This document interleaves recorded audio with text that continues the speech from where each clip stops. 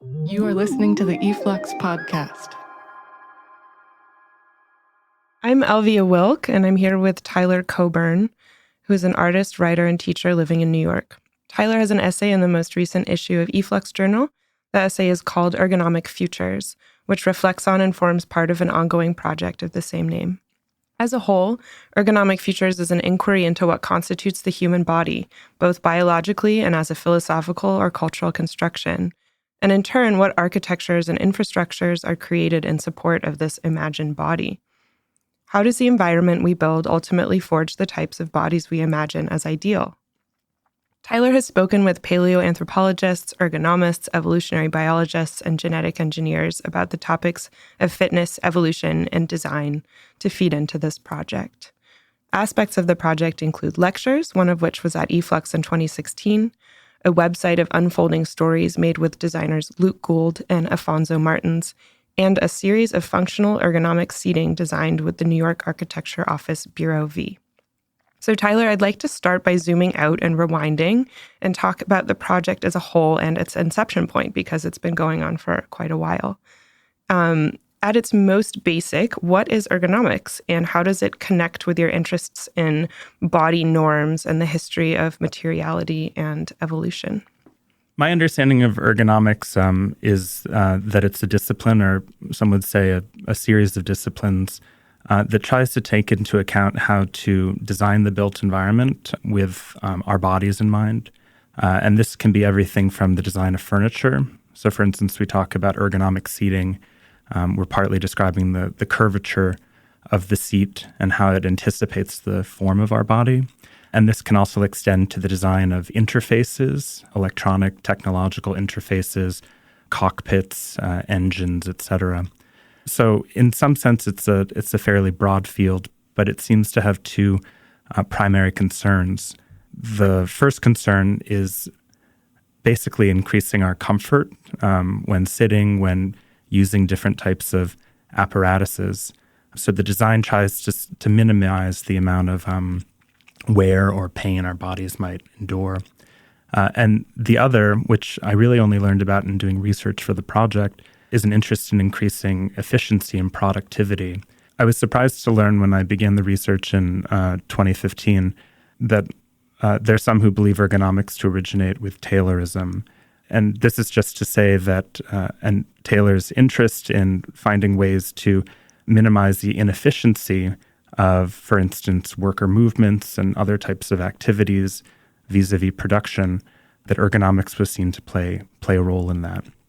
So when you bring up Frederick Winslow Taylor, who is, quote unquote, the father of efficiency and perhaps scientific management, which was the effort to increase worker productivity through spatial design, there was this other duo, Frank and Lillian Gilbreth, who I think we're both interested in, who are particularly curious to me because Lillian came up with most of their strategies through her design for efficient home kitchens for housewives. And I like going back to this story because it illustrates how much of the idea of productivity is highly gendered and depends on ideas of domestic space versus labor space, and how those are mutually supportive from an early 20th century vantage point, where really efficiency and kind of like workers becoming as fast as machines was really the goal. And one phrase that you used, that ergonomics, quote, anticipates the form of the body, I think is quite interesting because it suggests that it's predictive, it's imaginative, and it's futuristic. So just trying to predict what the body will do in space is itself, it's not only a reflection on what we think the body is, but it's a projection of what we want it to be. So because your project is called Ergonomic Futures, I was wondering if you could talk about the futurity inherent in this project, maybe through the seats that you developed as one component of it. Absolutely. And before doing that, just to stay on the gender tip for a moment, I think that you're right that while there is this speculative potential in ergonomics in terms of design, not just reiterating, let's say, physical and social norms, but potentially proposing new ways that bodies can relate to one another and to objects in the built environment, it is just important to remind ourselves that ergonomics is often just doing the job of reiteration. To give an example of some of these types of body typologies, in later books of the 20th century, like Niels Diffrient's Human Scale, you have designs for a number of different body types. There's consideration of elderly, disabled, etc. But there also are certain assumptions made, for instance, about the average size of a Japanese body, the average size of a black body, the average size of a Caucasian body. So the need to invent these averages seems to be one of the problems at the center of ergonomics, that there is a sort of necessity to rely upon a norm, even if that norm is purely invented within the space of hypothetical design. So for me, the futures part of ergonomic futures was actually taking the problems of ergonomics, taking its tendency to typologize, and throwing that into the future, which is to say that the furniture that can be seen and can be used in certain museums in the world now has been ergonomically designed for bodies that don't exist yet. So as much as this is a speculative project about how we as humans might morphologically change, it also is a project that throws the very premise of normativity into an uncertain moment in the future. And by doing that, creates a present-day scenario where no contemporary body can be the normal body or the right body for the seat. Mm-hmm. So it's partly a way of also thinking about how notions of fitness and normativity and ability get constituted, not just in knowledge discourses, but also within the built environment by creating a scenario that renders all of us in the present abnormal. Could you just say very briefly what these seats look like? I know that they were first shown at Lafayette Anticipations and the Gwangju Biennial and are now installed in 4 museums. Just basically what's their form? Mm-hmm. So the seat that was made for Gwangju Biennial, Bureau V and I made 2 versions of it, 2 identical versions. It's a very fractalized seat. It's quite long. It may be a seat for lying or sitting. It's never specified how the seat is designed to be used when it's installed, because it's very important for me that somebody using the seat in a way prolongs the speculation that's at the center of the project, in this case through touching and using and adapting their body to the seat, trying to imagine the body it's intended for, but also becoming aware of the implicit difference between their body and the supposed intended future body. So that seat is covered with a particular type of wood veneer that I became really interested in as we were working on the project. It's a wood veneer that's made out of actual wood, out of fast-growing hardwoods, and the scraps of these hardwoods are laminated together and cut to create these veneer panels. So basically what you have veneer made out of actual wood, but the patterning, the grain that's produced is entirely fictive in nature. There's no actual referent. It almost looks like if Egon Schiele was imagining what wood would look like. And I thought that this was really interesting to potentially imagine a future scenario in which wood continues to be a prized resource in furniture design or in general design, but is actually just scarce. So what would the humans of that era do, or to what extent would they even have knowledge of what wood grain should look like? So I quite like the idea of real wood composing the fictional design of wood. Right, in the same way that a real chair can compose a fictional body. Exactly. The seats that were made in Paris were made out of cast fiberglass. They're much more biomorphic. Oftentimes, I see multiple people using them when I've encountered people interacting with them in museums, so they seem to be maybe more social in their function. And those are coated with this material called soft touch, which is a material that was developed by the aerospace industry, I think in the 60s or 70s. And it wasn't used for seating so much as for dashboards and other types of siding inside aircraft. But it's sort of prized as a hyper-durable material. It has very strange materiality. It looks a little velveteen from the distance, but has a lot of give to it and is quite cold to the touch.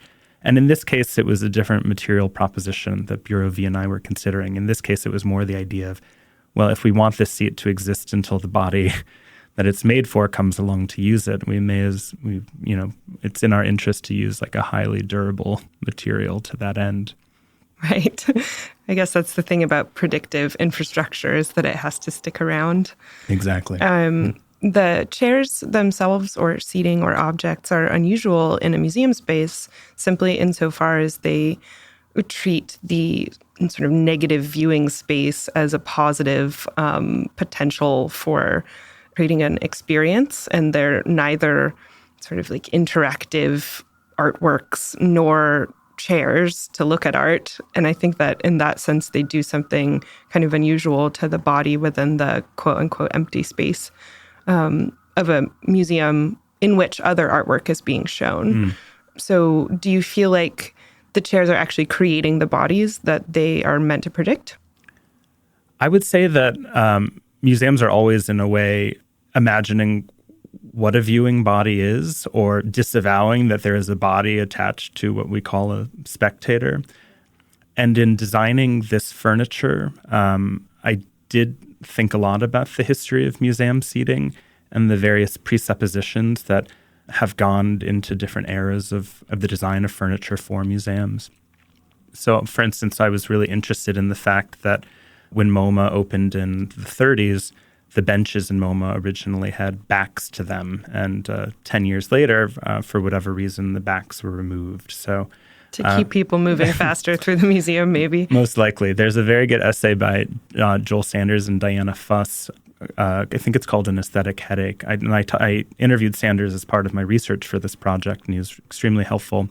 But in that, they do mention that the circulation strategy for how MoMA was originally laid out did take a number of cues from the design of department stores of that time. So it does seem highly inconvenient to have comfortable or convenient to sit in benches arrayed throughout the museum.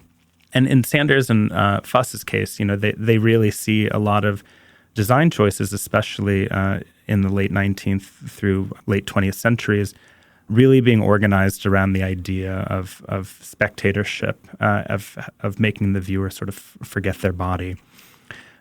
And the era that we live in now is quite different in terms of the ways in which a museum caters to a viewing public, the extent to which a purchase is placed upon, for instance, immersive experiences that aid and abet the production of social media documentation. So I think of the Pipliotti wrist show at the New Museum a couple of years ago, in which sort of lounging or being as comfortable, if crowded as possible, seemed to be a sort of active intent of the exhibition design. The concept, it's just to say that the conception of the viewing body is, I think, quite diversified at the moment. And I think in putting these specific pieces of furniture into the museum, part of the attempt was to make the average viewer hopefully a little cognizant or reflexive about the extent to which these types of institutional spaces already consider them to be bodies, to have bodies. And this is a conversation that can extend from just the very basic reality of whether there's a seat or not to also questions of accessibility. And all these things were in mind. Right. And as soon as you start thinking about who has access to the museum space and who has access to sit in a certain seat and how seats create restriction, then you're immediately forced to think about how all spaces are normatively designed for this average human who's a total invention, who was probably invented at some point in, I guess, early modernism.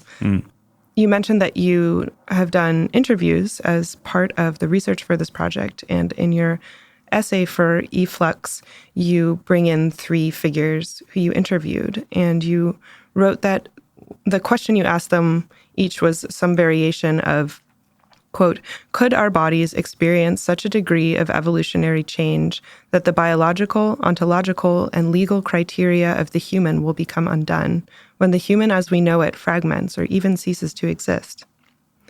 So who did you ask, and what answers did you get to this question? And what were you imagining when you asked them if the human might cease to exist?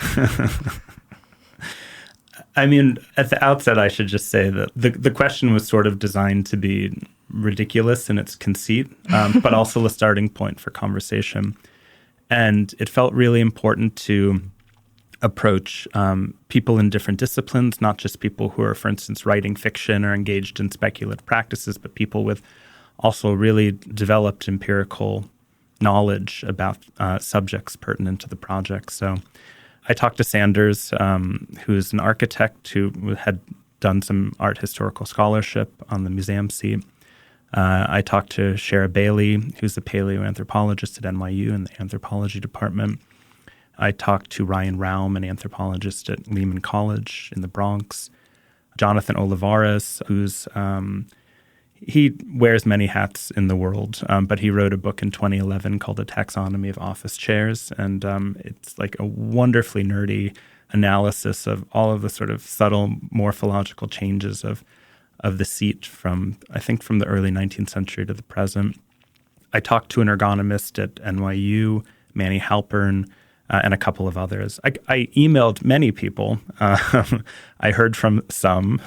And the people who were gracious enough to take the time to talk to me did also indulge, I think, in what ultimately is as I said, a ridiculous but potentially generative activity, which is to say that to even begin to imagine the ways in which the human might change in the future, and this is something that both Shara and Jonathan made clear in my conversations with them, we also have to begin to imagine the larger historical, ecological, environmental, cultural circumstances that might begin to affect such change. So for me, it was very important that we weren't just sort of stepping into the future 100 years after another, but potentially beginning like 100,000 years into the future where a scenario that engenders a certain amount of geographical isolation over time does affect a certain type of difference? Or what would it be to actually imagine genetic engineering playing a significant role in our development? And on that front, I actually talked to Seth Shipman, a fellow in George Church's lab. George Church is a very famous American geneticist working, among other things, on CRISPR. And I was interested in talking to somebody attached to Church. I would have loved to talk to Church, but couldn't get him. Because Church had already identified genes that should be modified to make the body survive better in post-planetary conditions. So for me, it was very interesting to produce a number of hypothetical temporalities in the research, to not just have this all be like the possible eventuality of evolutionary change, but also the ways in which, particularly in terms of genetic engineering, like the imminent horizon of our becoming is very much within our present-day imaginary. Right. So you could think of genetic engineering as a sort of internal ergonomics, I guess, as some way of revamping the body to be more efficient or optimized for an environment from the inside out. And you do get into some questions, real, current and real and also hypothetical, about genetic engineering. One real-life example, when thinking about how bodies might be changed in a, quote, artificial way, is this concept of the founder effect, where a small gene pool reiterates certain traits to the point that they become highly concentrated. Could you give an example or two of a situation where the founder effect has become exacerbated? Yeah. I should say as preface that whenever I do talk about this project, there's always somebody in the audience who always says, well, there's like a glaring blind spot in your project because your project presupposes that we will survive long enough, that the planet will survive in a habitable state for humankind long enough for there to be this sort of substantial morphological change. And that I totally acknowledge. And the other side of it is that, and partly thinking with reference to cybernetics, we're tool builders, right? The idea that we would necessarily morphologically change over time in the future doesn't necessarily account for the fact that we are accustomed to building the tools that allow us to survive in various types of climates and conditions. Right. It might be more augmentation than evolution. Exactly. Nonetheless, I was still really interested in just sort of thinking it out. And when I talked to Shara, she said that really the only circumstance she could imagine where it would happen through natural evolution and not through genetic engineering is through this type of geographical isolation that can cause this phenomenon known as the founder effect. And And the basic idea of the founder effect, to reiterate what you said, is you have a population that's quite small, low genetic variation among them. So the recessive traits within the population have the possibility of becoming dominant over time. And one of the communities that I learned about that I was particularly interested in is a community called the Blue Fugates that live in Appalachia. Historically, the story is that the two founders of this community, Martin and Elizabeth, they were married and moved to this area between Hazard and Troublesome Creek times. Very foreboding. These are the names of the towns? These are the names of the towns. Very, I don't know. I think if you're like picking a sort of optimistic place for your future community, you should take some cues from the region. They did not. But Hazard and Troublesome Creek times are in Kentucky. Martin and Elizabeth shared a genetic condition called methemoglobinemia, which meant that their blood produced a surplus of hemoglobin that actually couldn't release oxygen into the body. And this effectively turned their skin blue. So because the community was quite small, because they lived in relative isolation, there weren't a lot of people moving in. Maybe the town names warded off the potential residents. I don't know. It just meant that this condition had the possibility of becoming prominent in the society. So I sort of joke on the website of writing that I've done related to this project that they were the effective equivalent of the Smurf clan. In the last century, particularly as infrastructure has brought roads and towns and other services into proximity with this community, they've effectively been like diluted out of existence, sadly. But there was a period of time in which you could actually really study the founder effect through what happened to this group of people over a number of generations, and they remain a textbook case of how the founder effect can function. So you write the essay in a series of vignettes, which include your conversations with these experts and also these historical examples, such as the Blue Fugates. And two motifs kind of emerge as organizing principles in the text. The first is the branching tree, which indicates to me this kind of idea of a, quote, natural evolution in a broad gene pool, spreading over generations, kind of what we typically think of as the image of genealogy that represents genealogy. And the other is the chain, which I think relates to the idea of the founder effect, whereby a small group of people kind of interbreed and create a small chain of genetic connection rather than one that branches over time and space. But the chain also becomes an organizing principle for the concept of connecting core of humanity over history. This idea that humanity is a category that links over generations and centuries, that in some sense is irreducible by definition. Could you talk about the tree versus the chain?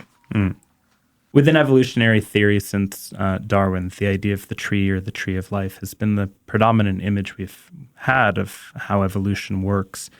And the idea of that tree having a single trunk was subject to revision in the 1970s, partly with consideration of microbial life. So the new tree of life that we have in the present is one that also incorporates eukaryotic and other creatures in terms of imagining the different inception points for later evolution. So the kind of tree, the traditional tree has been branching even more now that it's being recapitulated or rediscovered. Is that the idea?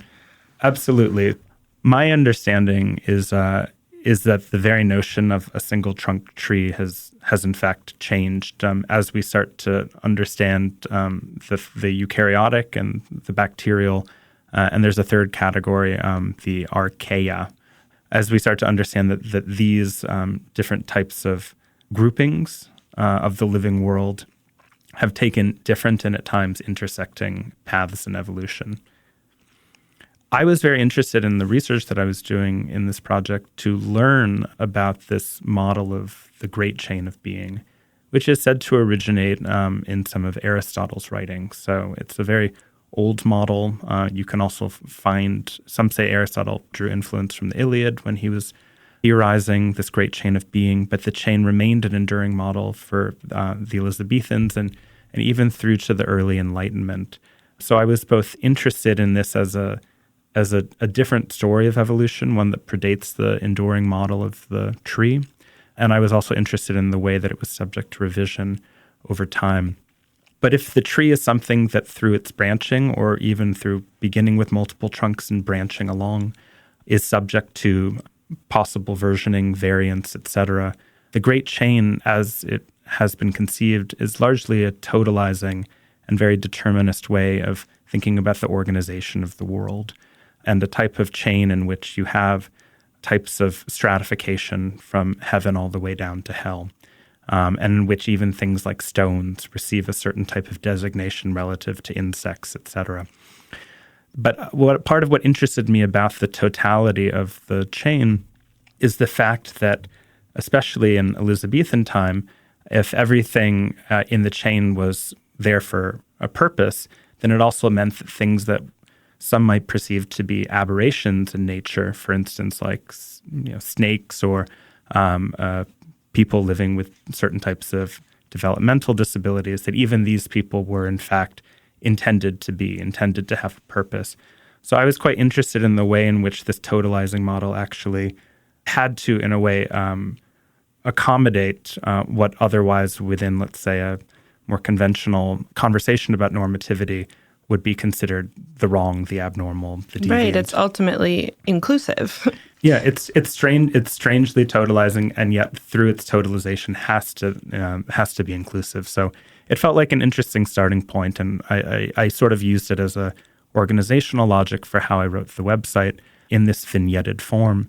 But the website itself, if it can be described as a chain, is not a totalizing or determinist chain. In a way, it's a sort of chain that can branch. It hybridizes both models.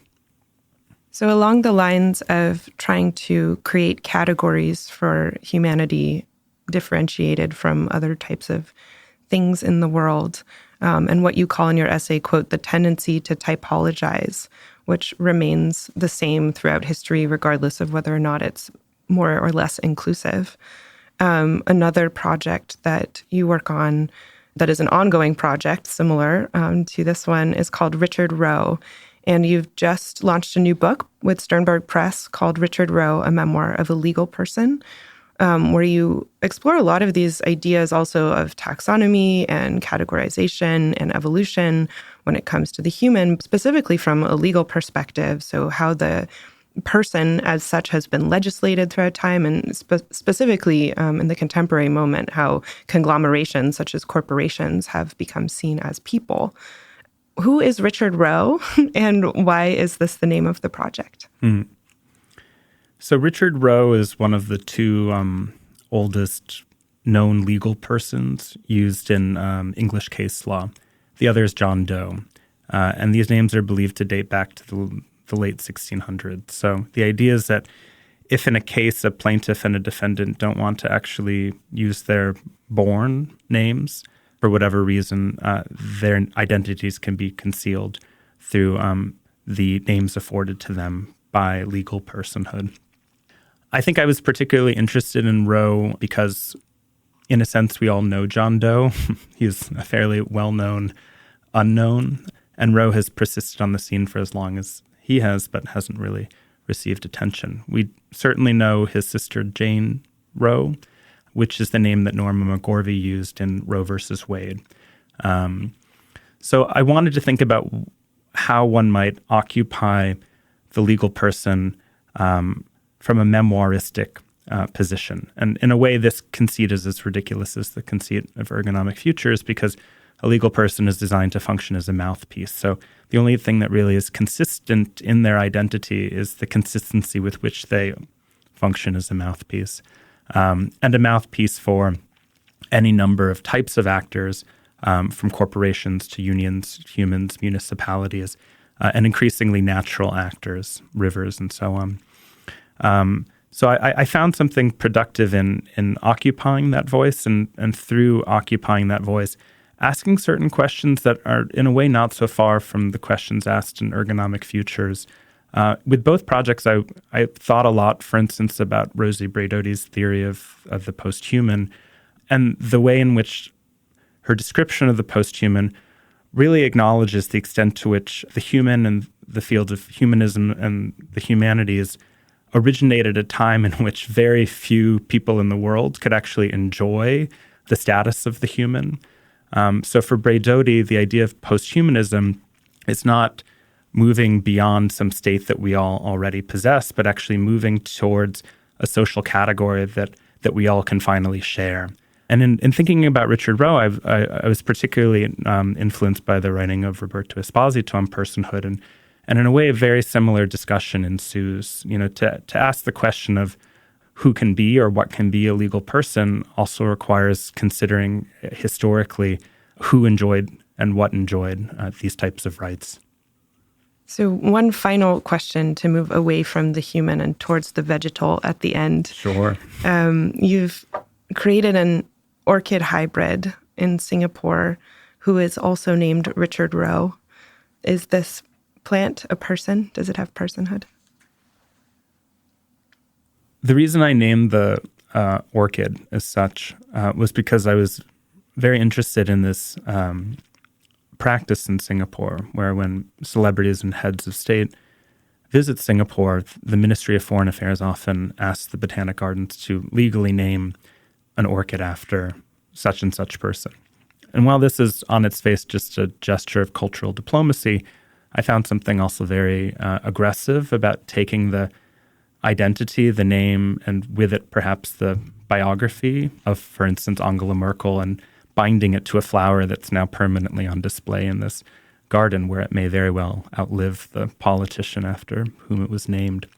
So in giving Richard Roe to this orchid, the idea in a way was to sort of invert that logic, whereas instead of specifying an identity through this act of legal nomenclature, because the name is legally bound to the flower and to all versions of the flower forevermore, it instead obfuscates or confounds this logic of diplomacy and naming. So it's just to say that while the name has been legally applied to the thing, the orchid, at least to my knowledge, does not yet have legal standing, but perhaps at some point in the future it will. Thank you so much, Tyler. It's been great talking to you. Thank you, Elvia.